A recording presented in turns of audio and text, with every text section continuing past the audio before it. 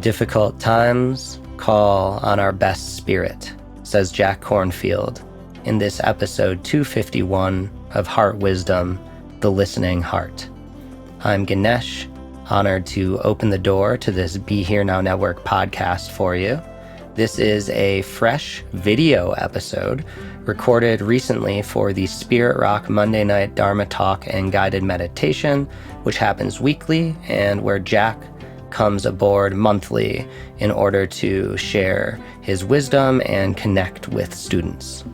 Recorded on April 15th, 2024, while Jack was traveling Spain to visit with family, you can see, if you watch the video counterpart to this episode, a very cool backdrop. You can actually see the sun setting behind Jack on this beautiful European hill. It is a wonderful ambiance, so I highly recommend, if you're driving now and listening or working, that when you get home, you put it on the screen and just hang out with Jack. Last week's episode was also a very special video episode where Jack and Jeffrey Mishlove from Thinking Aloud were in conversation on national television back in the 80s, and we were able to unearth that. In the process of that, I have some great news. I've been in talks with Jeffrey Mishlove, and Jack and him will actually be recording a new Thinking Aloud episode. So if you enjoyed last week's vintage conversation, they will have a freshly updated one now, maybe 40 years into the future. Very cool. So in this episode, Jack talks about navigating life skillfully through difficult times and how the best medium of change, or more so healthy change, is true listening. Listening from the heart, taking the sacred pause. He brings up two words, Sati and Sampajanna. He translates them to mindful presence or mindful listening, and then mindful response. And this one is filled with many classic Jack stories, from Dr. Yeshe Dundun to the powerful prayer of Black Elk and the childlike playfulness which springs forth between the Dalai Lama and Desmond Tutu in their interactions. If you've never seen that, I highly recommend just Googling Dalai Lama, Desmond Tutu, and watching the pure, unabridged joy which just blossoms out of the two of them as they play together. It's so sweet. Okay, so before diving into the heart of the listening heart, let us go over just two bits of housekeeping this week. On September 2nd, Jack will be back for his Spirit Rock Monday Night Dharma Talk. You can tune in live for that. It is pay what you can, so we always hope to see you there.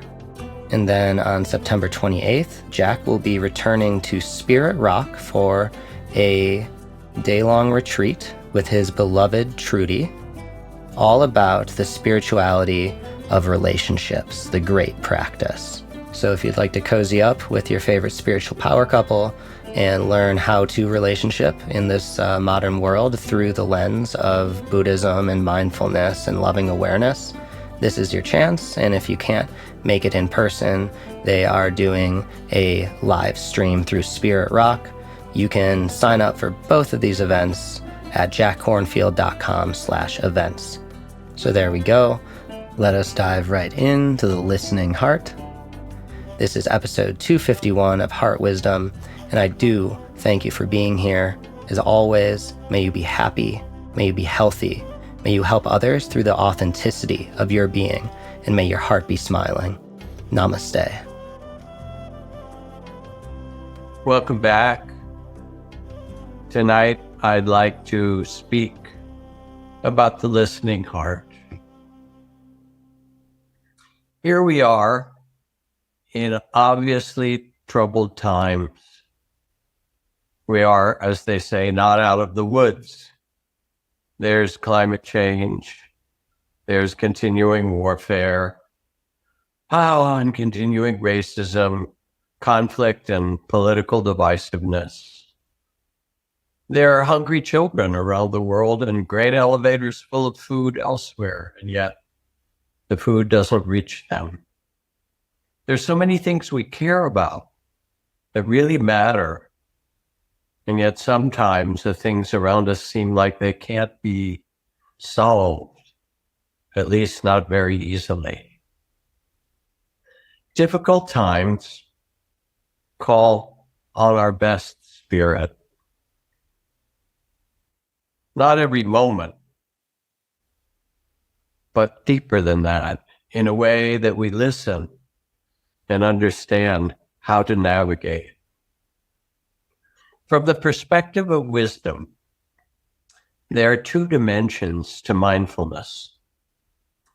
Mindfulness in Pali, like Sanskrit, is a combination, Sati, which means mindful presence, and Sampajanna, which can be translated as mindful response. Like breathing in and breathing out, we listen deeply, and then we can respond. Difficulties have a purpose. And my beloved colleague and inspiration, Joanna Macy, one of our great elders, calls this the time of the great turning, where humankind has to learn to turn from individualism and me and mine and separation and grasping to the wisdom of interdependence and mutual care on this planet. So there are lessons that we're invited to learn. Ajahn Chah, my teacher, used to love talking about the difficulties we would have in the forest monastery, which at times was very difficult and demanding, or the conflicts that we would get in between ourselves, this peaceful monks who were living together, and then we could, I believe the colloquial word is piss each other off. We could bother one another. We'd have trouble, and then others would come in and talk to us, and they'd bring their problems. And Ajahn Chah would say, when have you learned more? When everything was going along easily, or when you had to go through your difficulties? Because the very difficulties you have are the place that truly awakens the heart. Carl Fried Durkheim, a Zen teacher, writes, the person being really on the way who falls upon hard times will not, as a consequence, turn only to those friends who offer refuge and comfort and encourage their old ways to survive. Rather, they will seek out those who will faithfully and inexorably help them to risk themselves so that they may endure the difficulty and pass courageously through it. Only to the extent that a person exposes themselves over and over again to annihilation can that which is indestructible be found within them. In this daring lies dignity and the true spirit of awakening. And this is what we're called upon, personally, in times of difficulty, in our society, globally. How do we respond? Do we take it all as obstacles and frustration? Or might we also take a breath and sense, here's the opportunity, not an obstacle alone, but a doorway, an opportunity to something greater. Take a pause for a moment and reflect on how it is that you respond to difficulties.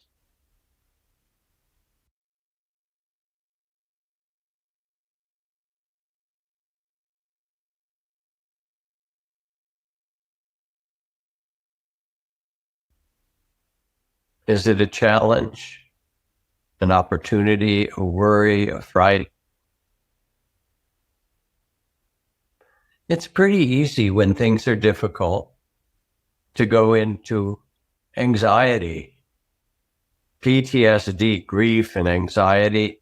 It's the body as much as the mind worrying. We get the fight, flight, or freeze response triggered, a limbic hijack. But it doesn't really serve us over the long run. The mind will race and try to figure it out. We can blame, we can go back and forth. You know how we do that. We can worry and repeat ourselves and imagine and think. But remember Mark Twain's very simple analysis. My mind has been filled with terrible misfortunes, most of which never happened. When you're in difficulties, when I'm in difficulties, when we are in difficulties, first step, maybe last step too, is the invitation to come into the present, to take some deep breaths, to quiet the mind as we did in our sitting, to listen to the heart. Somehow in this, to find a connection with wisdom, compassion, love. Whether you're an activist or a business person, whether you're a healer or in your own family, listening, quieting the mind, opening the heart, responding with wisdom, compassion. As Nelson Mandela said, keep it simple. Tie your shoes and keep walking in the right direction.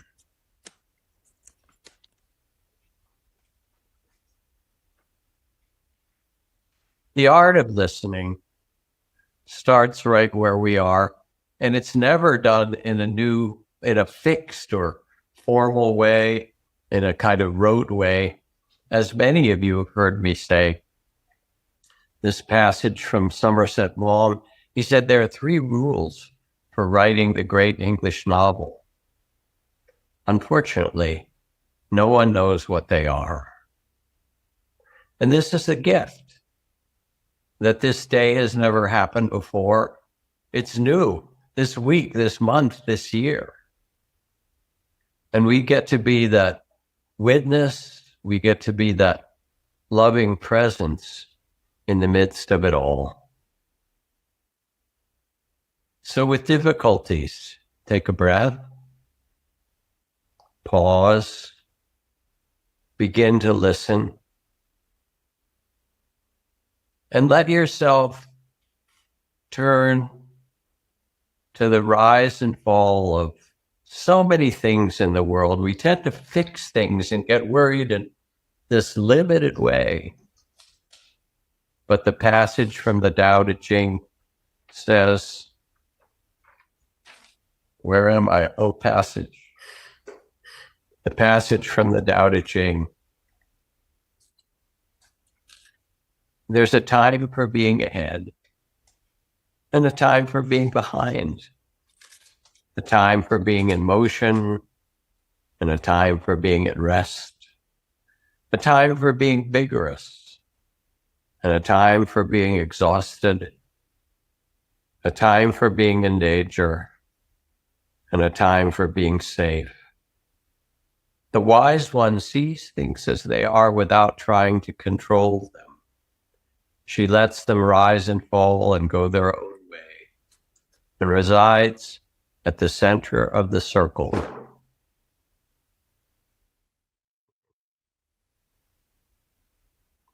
When we pause and we have this bigger picture, we can see different possibilities.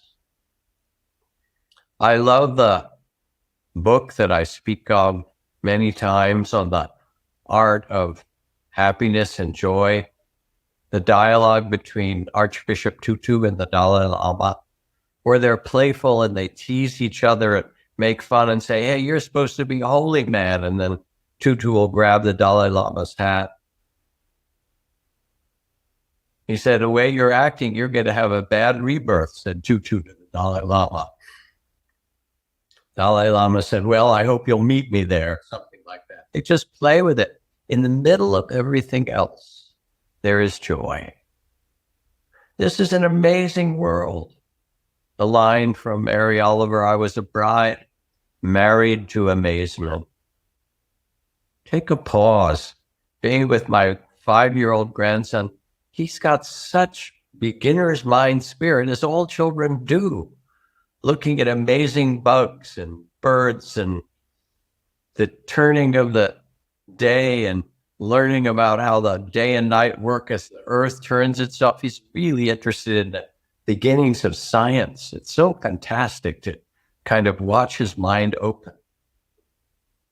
And then, like the Dalai Lama, I took this book of joy. The follow-up is Jane Goodall's Book of Hope, where she says, without hope, you would give up. She goes on, I go on because I care passionately about children, about nature, about this earth. Or as Wade Davis, the great anthropologist, says, despair is a failure of the imagination.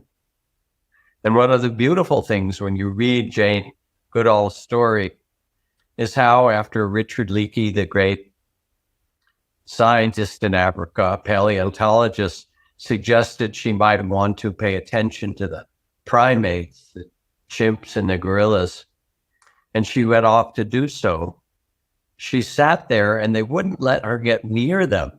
She would follow the band or watch them, and they'd run away.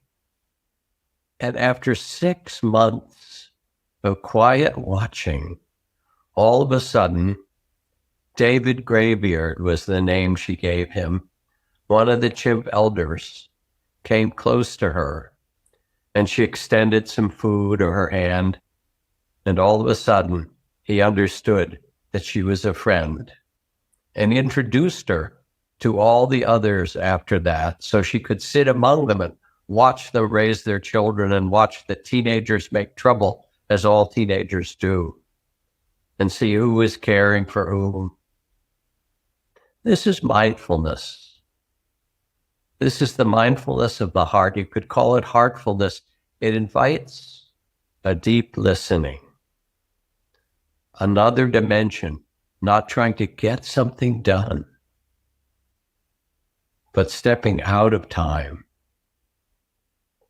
seeing, settling, listening to what wants to be learned and known in a deeper octave.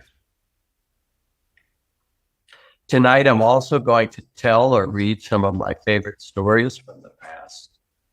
And if you've heard them before, there'll be new details, plus which it's kind of like a bedtime story. Oh, read that one again. So this from Richard Seltzer, a surgeon at Yale University, who found out I was reading his stories now over decades and sent me a message of appreciation. He was so glad that they weren't just there on his books in the shelves, but they were coming alive. And here is a story about Yeshe Dandan, the physician to the Dalai Lama. On the bulletin board at Yale Medical School, in the front hall where I work, there appeared an announcement. Yeshe Dandan will make rounds at 6 a.m. on the morning of June 10th. The particulars were given, followed by the notation, Yeshe Dandan is personal physician to the Dalai Lama. Though I am a skeptic, I could not ignore this emissary from the gods. So on the morning of June 10th, I joined the clutch of white coats waiting in the small conference room adjacent to the ward selected for the rounds. The air in the room is heavy with ill-concealed dubiety and suspicion of bamboozlement. At precisely 6 o'clock, he materializes, a short, golden, barrel-y man dressed in a sleeveless robe of saffron and maroon. His scalp is shaven, and the only visible hair is a scanty black line above each hooded eye. He bows in greeting while his young interpreter makes the introduction. Yeshe Dandan, we are told, will examine a patient selected by a member of the staff. The diagnosis is as unknown to Yeshe Dandan as it is to the rest of us. The examination of the patients will take place in our presence, after which we will reconvene in the conference room where Yeshe Dandan will discuss the case.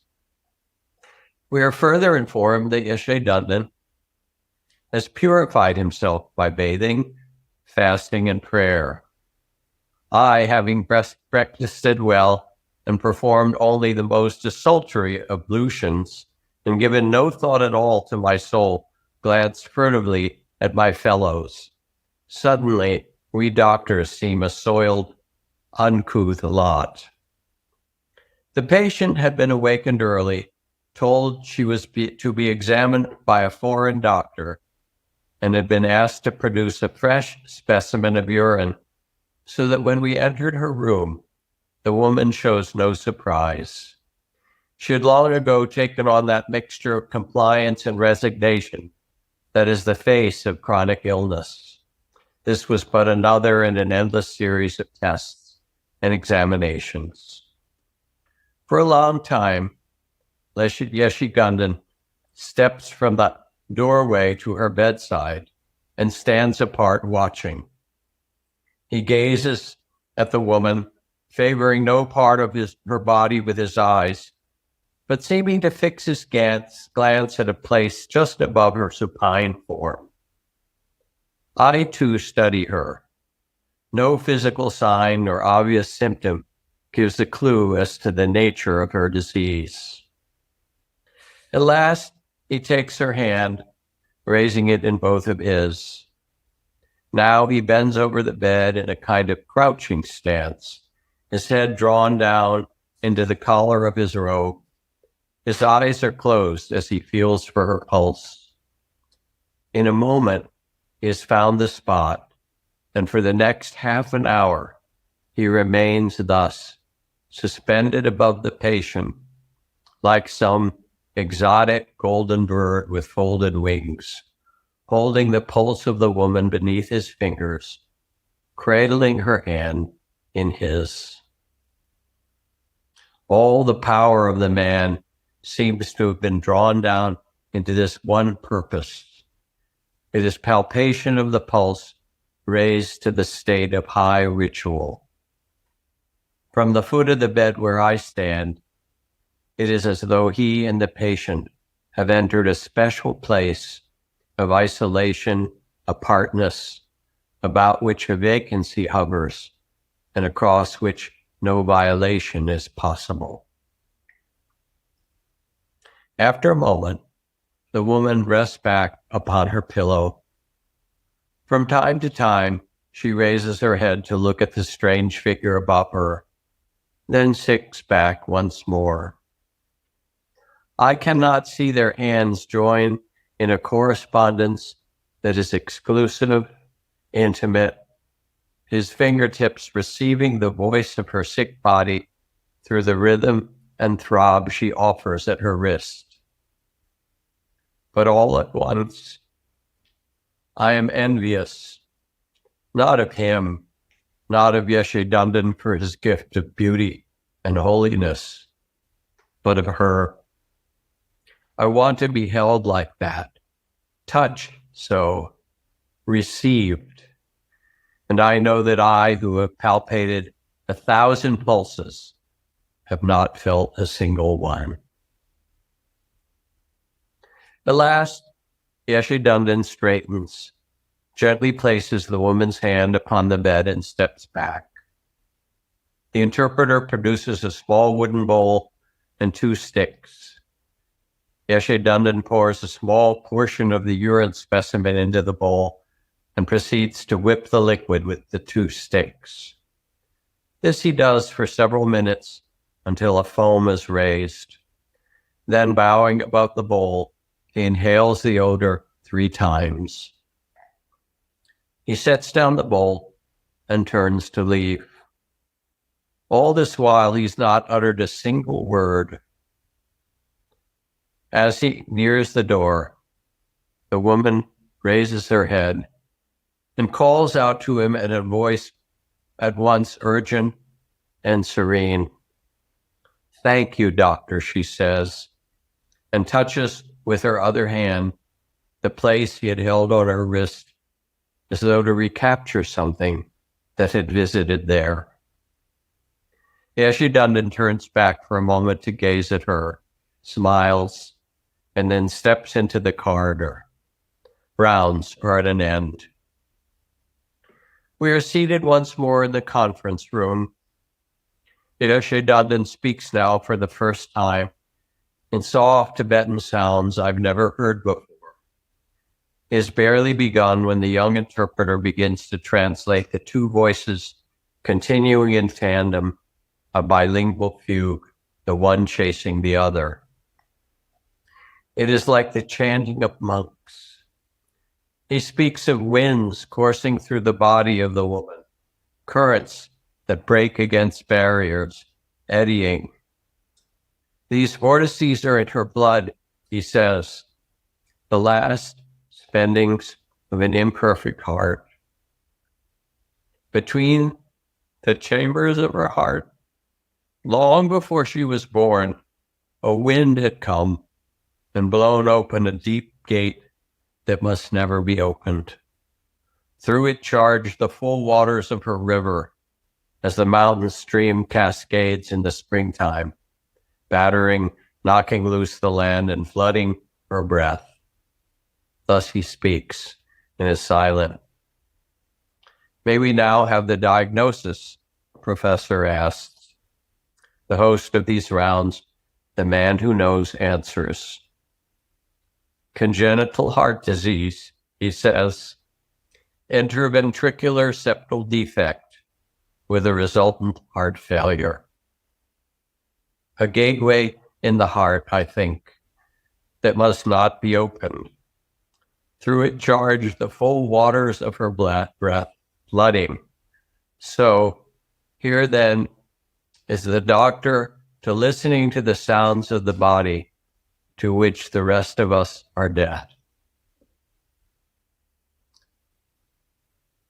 I know, the doctors to the gods can listen to what we are deaf to.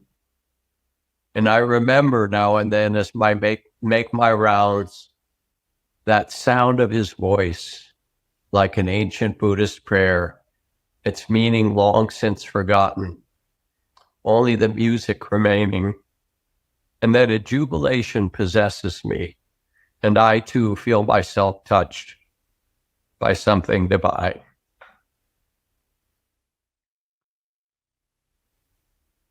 It's an extraordinary story, a tender one, a wise one, about what it means to really listen deeply, whether it's the climate or the recent pandemic or the politics that we share or our concerns. They're all symptoms, and they're all rooted in the human heart. And many of those problems are rooted in human fear and greed and hatred. What are these symptoms? Instead of turning on one another and reacting, can we begin to listen to each other? The pains and loss and meaning and fears. As Thomas Merton said, of what use is it if we can travel to the moon when we cannot cross the abyss that separates us from one another? It's possible to listen in a different way to one another. And one of the organizations that I'm so pleased to be connected to and a supporter, my beloved Trudy, went with IACT, this small, but as they describe themselves, a small but mighty anti-genocide group working in the worst camps in Chad and in places in Azerbaijan and Syria and many, many places of refugees. Trudy went with them because they asked for an expert in mindfulness and early childhood education, which he has. And they act in this most wonderful way. They go in, and unlike the big NGOs that come in, the UN and the other organizations that help in many ways, but kind of top down, just come, set something up, and decide what people need and deliver it. The IACT people sat down with the women of the camp and said, "What do you need?"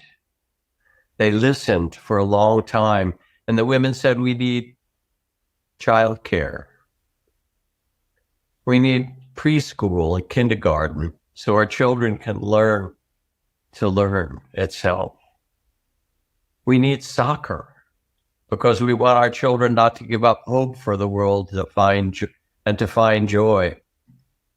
And across now many refugee camps, IACT has helped to provide the soccer training and the preschools and the train the teachers and pay the teachers and bring the soccer balls and help to fund what became Darfur United, the first Darfur soccer team that went to the World International Refugee Soccer Championship. I think it was in Doha. And everyone at the camps turned their radios on and listened to the refugee team that could.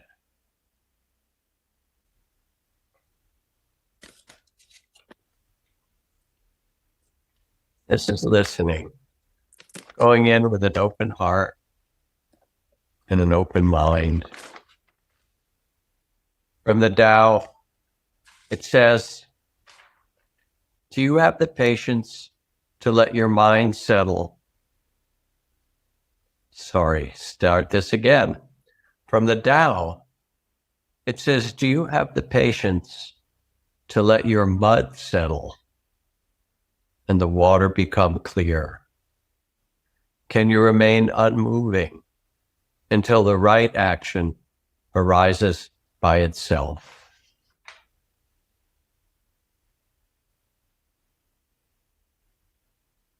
When you take the time to quiet your mind, to listen with the heart, to bring a loving awareness to the situations you find yourself in,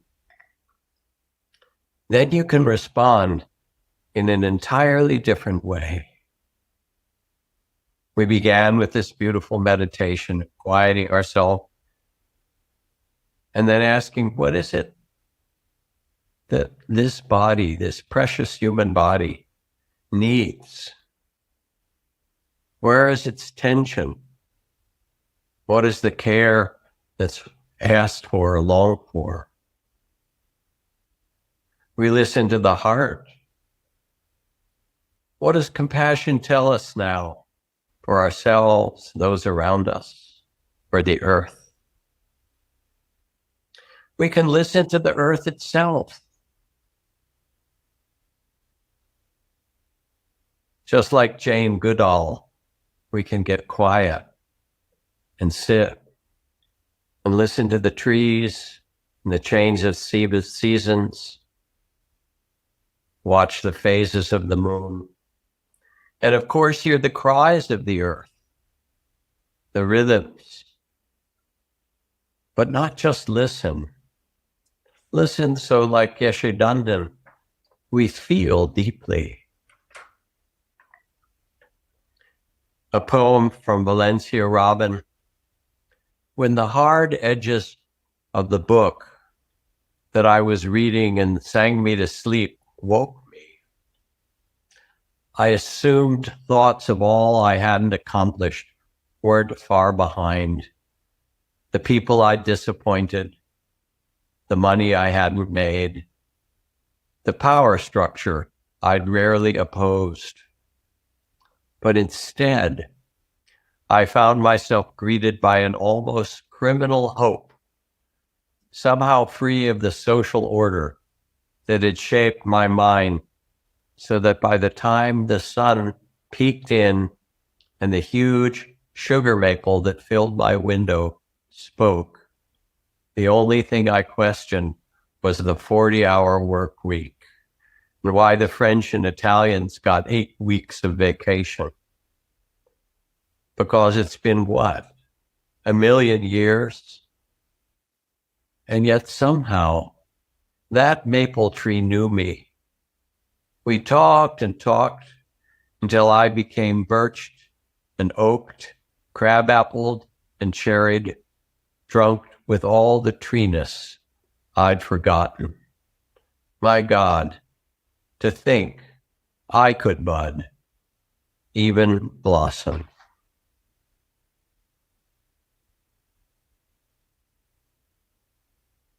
Nature will speak to you.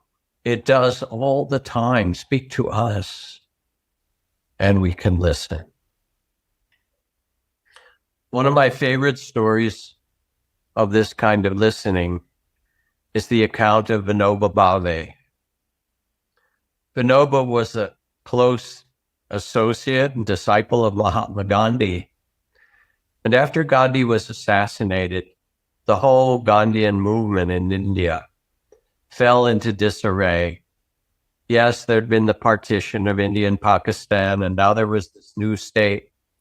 And a lot of hope, but also a lot of confusion. After a year or two, the followers of Gandhi realized that his work was not done. His work to bring people together, to care for one another, to feel their interdependence. So they decided they needed to come together and have a big gathering of the close followers of Gandhi and the ones who supported them. And they invited Vinoba as the most celebrated of the Gandhian leaders. And he declined. He said, Gandhi has died. We have to do something different. And they asked and asked. And finally he said, all right, I will come, but I need to walk. The conference was more than halfway across India. If you postpone it, I will walk there and come. Vinoba set out, and as he walked across the countryside, he came to one village and went to the central square, which was under a tree that had been planted there for people to sit and gather.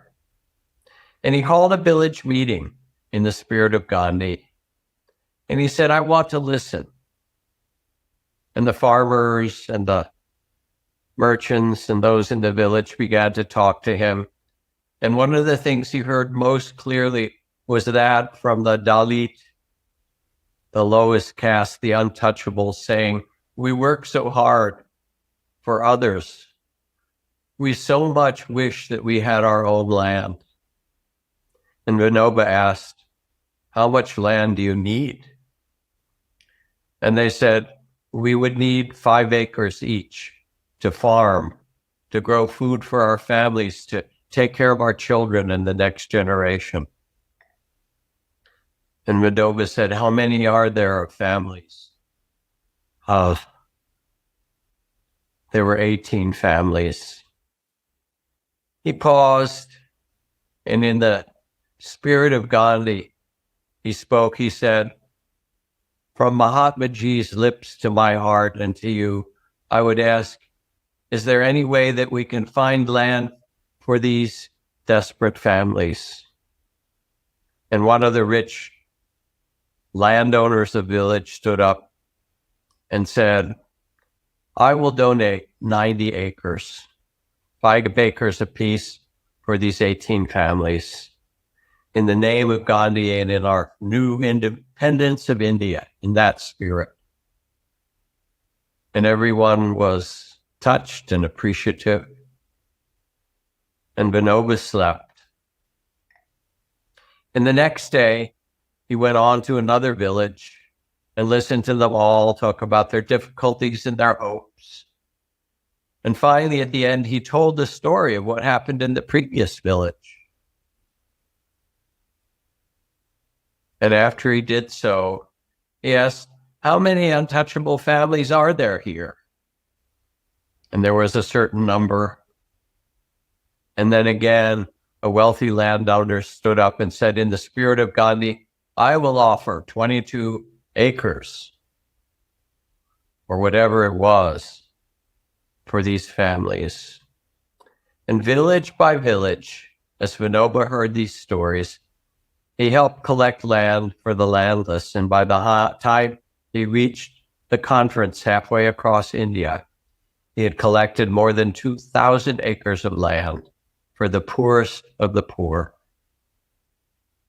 When he told the story to the whole Congress, everyone got excited, and it became the beginning of a movement called the Indian Bhutan Land Reform Movement.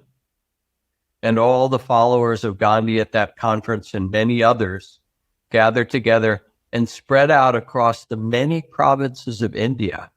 They walked year after year, and in 5 years, they collected 14 million acres of land for the poorest of the poor in villages across the whole subcontinent. It was one of the largest peaceful transfers of land ever to happen on this earth. And all because Vinoba went into the village and sat and listened. You can listen too. You can know, you can sense the universal truths. Greed, hatred, ignorance cause suffering. The more of it, the more suffering. Love, wisdom, generosity, and gratitude, they're opposites. Bring well-being, bring happiness. How can we foster? How can we inspire one another with this listening to act from wisdom and love and generosity and gratitude? How can people remember the truth? Hatred never ends by hatred, but by love alone is healed. This is the ancient and eternal law. This is power. Mark Twain says, kindness is the language with which the deaf can hear and the blind can see. I love the stories of Mr. Rogers because when he speaks about the difficulties in the world, the hurricanes and the floods and the earthquakes and the man-made disasters, he said his mother taught him something, not to look at the tragedy and the suffering, but to look at the helpers, to see when there was a flood after the hurricane in Houston, that from all the states around, people brought their airboats and their pontoons and whatever they could. It was the Cajun Navy that came in and began to disperse among all the houses that were flooded, and people were huddled on the roof with their children and their dogs. People from all over drove from the states far and near to come and rescue and help. We want to do that. We want to be able to offer ourselves. And what's asked is that we listen and we learn. I remember when my twin brother was in Dana-Farber in Boston, Dana-Farber Cancer Institute. He was diagnosed with and died from blood cancer. And I spent a lot of time sitting in the waiting rooms and being with him and others and their family members. And what struck me was seeing people come from all over the world to support their families, their loved ones, their friends. And you could see how each person deserved respect, deserved care, deserved to be listened to. O nobly born, begin the Buddhist texts. Remember who you really are. See the nobility of others. Remember your capacity for love, compassion no matter what. And include yourself. That too. You, the beings around you, as Chief Seattle said, what is man without the beasts? If all the beasts were gone, men would die from great loneliness of spirit. For whatever happens to the beasts also happens to man. When we listen, we feel ourselves together. We know we're in it together. And we join with billions of acts of goodness that happened today on this earth. Mothers feeding rice gruel to their young children, or tortillas, or feeding someone who is sick, or warming someone who is cold.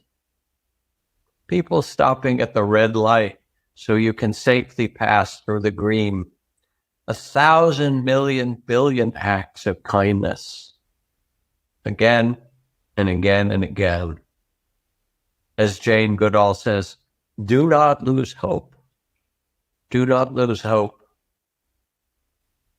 When I despair, Gandhi described, I remember that all through history, the way of truth has always, truth and love has always won. Yes, there have been tyrants and murderers, and for a time they can seem invincible. But remember, in the end, they always fall. Think of it. Always. This is the Dharma. It's the teachings that the heart can be free no matter what. It's the teachings that you can trust, that there's something bigger in this earth that you are a part of. There's a humility, not knowing the answers, as Vinoba didn't, but being still and listening. One of my favorite accounts is that in the famous book Betterhelp Speaks, and Wilhelm Neihart describes how Betterhelp, now an old man at the end of his life, decided he had to go back up to the top of Harney Peak, where he'd had his original vision of the sacred hoop of the world that inspired his whole life.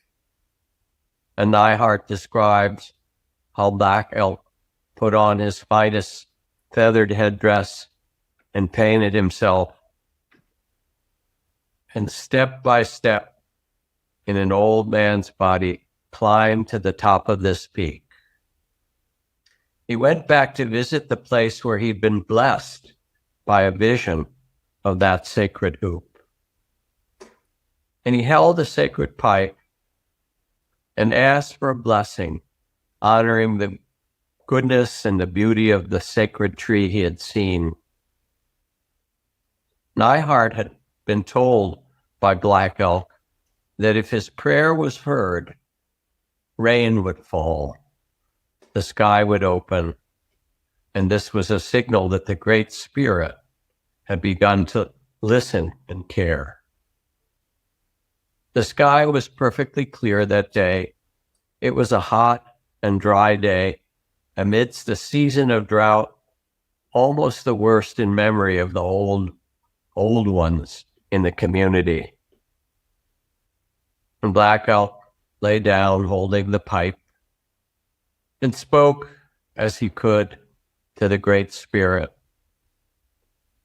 and asked, if I have lived righteously, may I have the blessings of your rain. And to Neihart and those few around him, to their surprise, clouds began to gather, thunder rolled, and light rain fell in the midst of the dry, hot, clear blue sky. And tears fell down Betterhelp's cheek, and he knew that his life was not in vain. If that doesn't bring humility, what can? Here, black elk, in the drought and the driest time, and the clouds come and say, yes, we bless you. Sometimes it takes only a little loving awareness to begin to listen. You know, poem,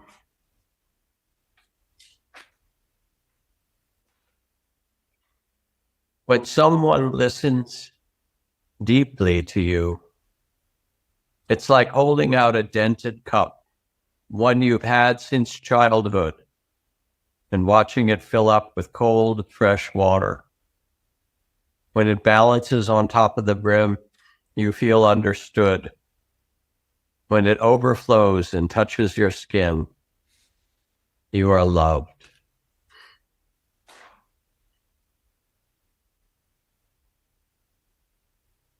Listen, dear ones. You've been training for this for a very long time. You've been training to be kind. You've been training to be present. You've been training to listen so you know how you can respond. Sati, Sampajanna, listening presence, and then listening response. When you listen, it's not really that complicated. As the Buddhist texts say, others will be cruel, we shall be kind, thus we will incline the heart. Others kill, we will care for living beings, thus we will incline the heart. Others will speak falsehoods, we will speak the truth, thus we will incline the heart. Others will be envious, we shall be grateful, thus we will incline the heart. Remember, you know how to live in a wise way. You know how to navigate the praise and blame, the gain and loss, the pleasure and pain, the beginnings and endings, the ever-changing impermanence of this human incarnation. All you have to do is listen deeply in your heart, to rest in loving awareness, to start with the loving awareness, to quiet the mind and tend the heart.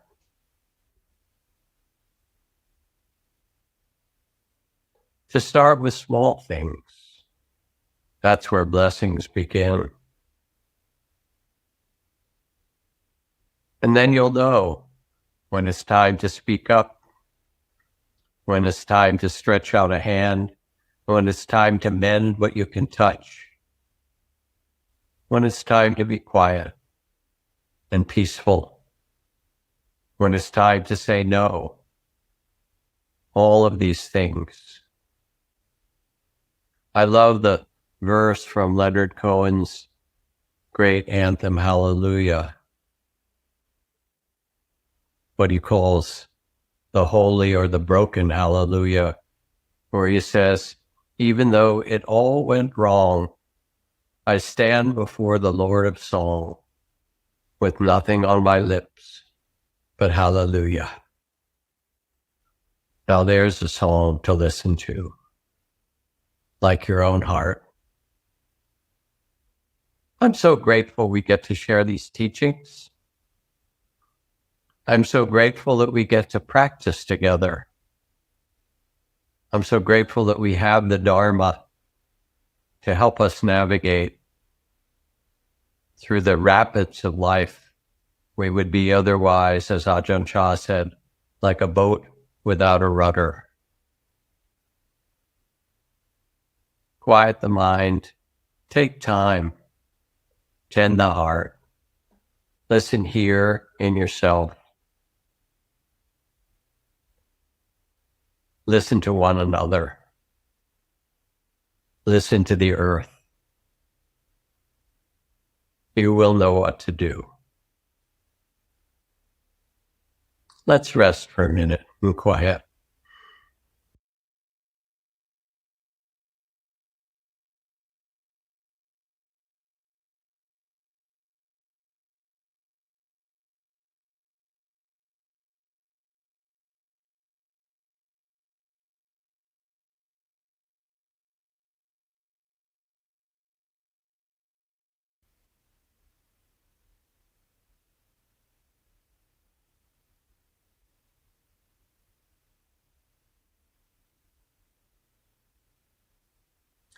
Thank you, dear ones, for listening.